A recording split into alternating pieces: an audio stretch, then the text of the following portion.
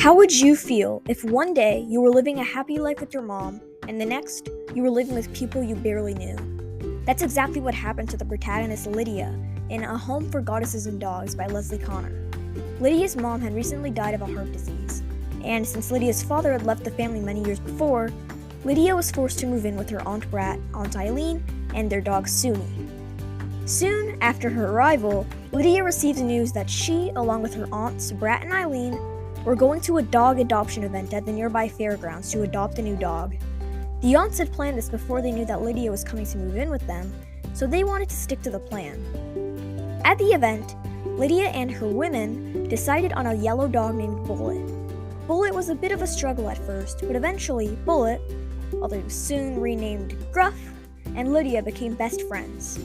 Lydia and Gruff understood each other as they were both forced away from their home, they were in a new environment, and they both wanted to fit in. How do Gruff and Lydia learn to adapt to their new home? And when Lydia is forced to go to a public school after 2 years of being homeschooled by her mother, how will she manage to fit in and make friends? Read A Home for Goddesses and Dogs to find out. I thought it was really inspiring how Lydia, despite the loss of her mother, tried so hard to be strong for her family. Her mother's death took a toll on her, but for Aunt Brat, Eileen, Suni, and Gruff's sake, Lydia did her best to convince herself and her family that everything was okay. I recommend this novel to readers aged 11 to 14. This story may be sad at times, but it's very heartwarming, meaningful, and in my opinion, one of the best books I've ever read.